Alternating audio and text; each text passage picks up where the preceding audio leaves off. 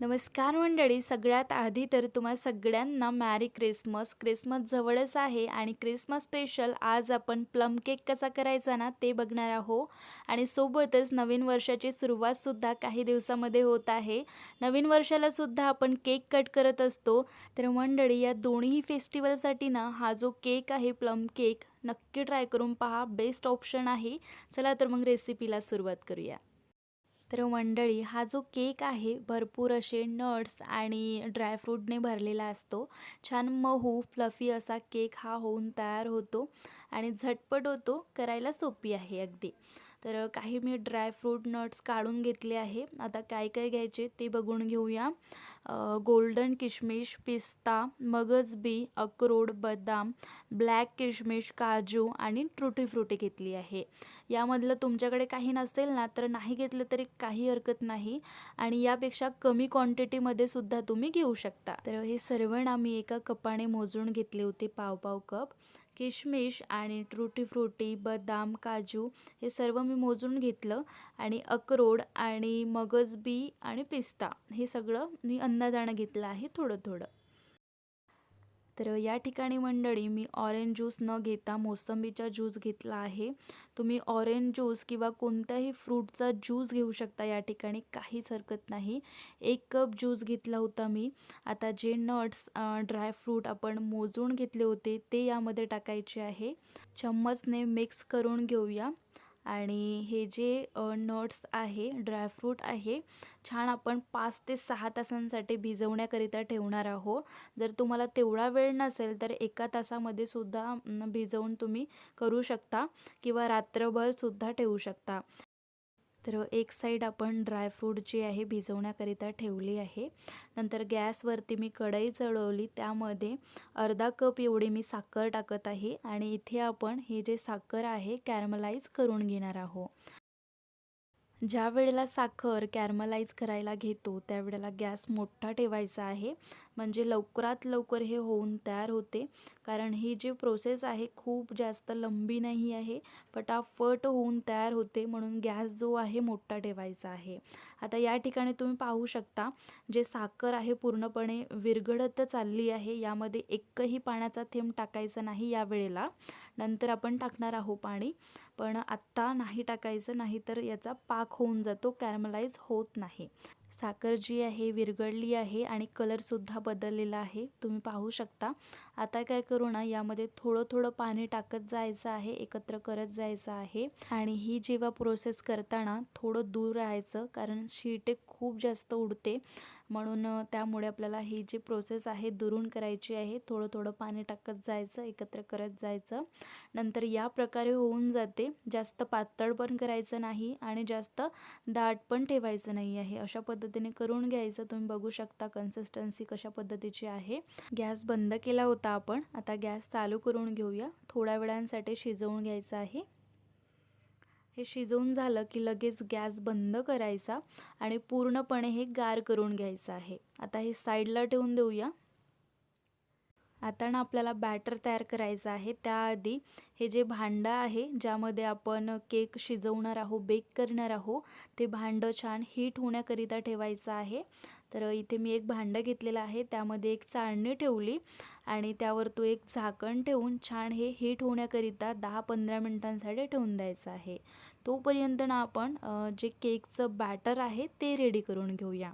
Bowl घेतलं, त्यामध्ये दूध टाकायचं आहे. पाव कप दूध घेतलं आहे मी. या दुधामध्येच आपण टाकून घेऊया पाव कप तेल.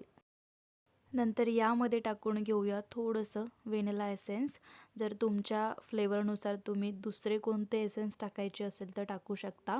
नंतर यावरतून एक चाळणी ठेवली आहे. यामध्ये ना मैदा टाकायचा आहे 1 कप भरून. मैदा टाकून घेतला. नंतर यामध्ये 3 चमचे एवढे मी मिल्क पावडर टाकणार आहे. हवं असल्यास तुम्ही स्किपसुद्धा करू शकता, पण टेस्ट वगैरे खूप छान येते याच्याने, तर नक्की टाका. नंतर हे गाळून घेऊया यामध्ये. अशा पद्धतीने हे जे आहे गाळून घ्यायचं आहे. यावरची जी चाळणी आहे काढून घेतली. आता हे एकत्र करून घेऊया. छान एकजीव करायचा आहे. यामध्ये एकही गुठळी ठेवायची नाही. नंतर जे साखरेला आपण कॅरमल करून घेतलं होतं आणि पूर्णपणे गार होण्याकरिता साईडला ठेवलं होतं, ते टाकायचं आहे. थोडं थोडं टाकत एकत्र करत जायचं. यावेळेला ना थोडं जड जातं हे फिरवण्याकरिता, पण होऊन जातं. एकत्र करत जायचं आहे. थोडं ना मला घट्ट वाटत आहे, तर थोडं टाकून घेऊ आणि एकजीव करून घेऊया. थोडं थोडं करत टाकायचं, म्हणजे आपल्याला अंदाज येतो, पातळ होत नाही जास्त. मग हे सर्व एकत्र करून झाल्यानंतर याची कन्सिस्टन्सी तुम्ही बघू शकता. अशा पद्धतीचं कन्सिस्टन्सी असायला हवी. आणि गुठळ्या बघू शकता, एकही नाही आहे यामध्ये. नंतर ना यामध्ये जे नट्स, जे ड्रायफ्रूट आपण भिजवून ठेवले होते, ते सर्व ड्रायफ्रूट यामध्ये टाकायचे आहे आणि छान असे एकजीव करून घ्यायचे आहे. हे सर्व एकत्र करून झालं की यामध्ये लगेच टाकून घेऊया बेकिंग पावडर 1 चमचा, बेकिंग सोडा 1 चमचा आणि थोडंसं मीठ चव येण्यासाठी. आणि हे ॲक्टिवेट होण्याकरिता यामध्ये थोडंसं पाणी टाकून घेतलं आहे. आता लगेच ना एकत्र करून घ्यायचं आहे. ही जी प्रोसेस आहे थोडी फास्ट करायची, म्हणजे कसं ना, ज्या वेळेला आपण बेकिंग पावडर, बेकिंग सोडा टाकून घेतो, लगेच आपल्याला शिजवायला ठेवायचा आहे, तेव्हा जो केक आहे व्यवस्थित बेक होतो. म्हणून ही जी प्रोसेस आहे आपल्याला फास्ट करायची आहे. आणि यावेळेला हे जे बॅटर आहे थोडं जर घट्ट असेल तर तुम्ही दूध मिक्स करू शकता आणि पातळ असेल ना तर थोडा मैदा मिक्स करा. बेकिंग पावडर, बेकिंग सोडा टाकण्याच्या आधी आपल्याला ज्या भांड्यामध्ये आपण केक बेक करणार आहोत त्या भांड्यावरती तेल लावून पिठाने कोट करून ठेवायचं आहे, किंवा अशा प्रकारे छान बटर पेपरने कोट करून ठेवायचा आहे. म्हणजे जो केक आहे यामध्ये चिटकून बसणार नाही, म्हणून अशा पद्धतीने करायचं आहे. आणि ही प्रोसेस आधी का बरं करून ठेवायची आहे, कारण यामध्ये बेकिंग सोडा, बेकिंग पावडर टाकलं की लगेच ते फुलायला लागतं. ती प्रोसेस थांबू नये याकरिता लगेच आपल्याला हे जो केक आहे बेक करण्याकरिता ठेवायचा आहे. म्हणून ही जी प्रोसेस आहे आपल्याला आधी करून ठेवायची आहे.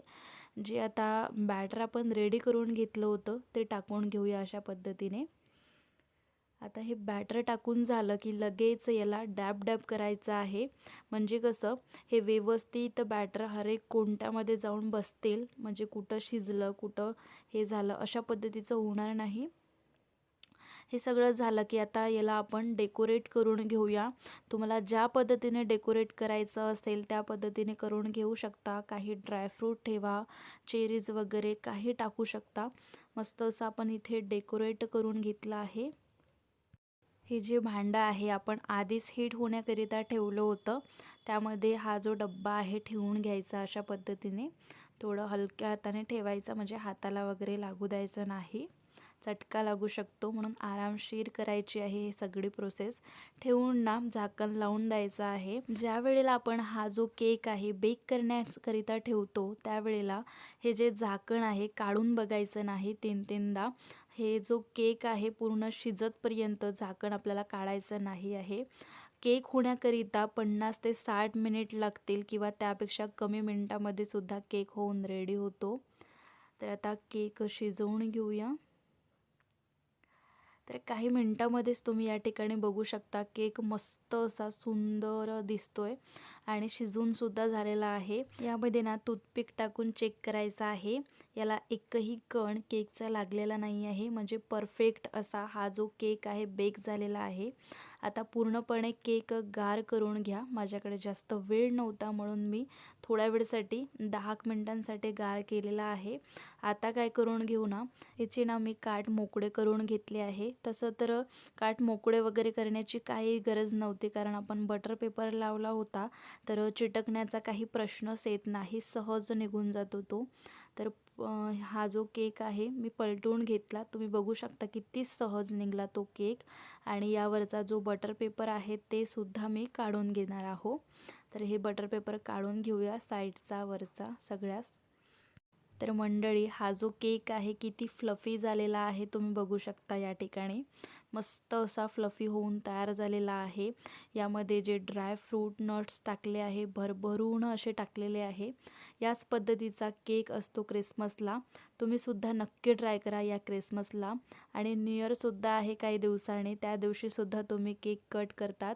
तर हाच केक कट करा आणि नक्की ट्राय करा. जर तुम्हाला खरंच रेसिपी आवडली असेल तर लाईक, शेअर, सबस्क्राईब केल्याशिवाय जाऊ नका. भेटूया अशाच नवनवीन आणि मस्त गोड गोड रेसिपी घेऊन. तोपर्यंत मस्त रहा. नवीन वर्षाच्या खूप खूप शुभेच्छा.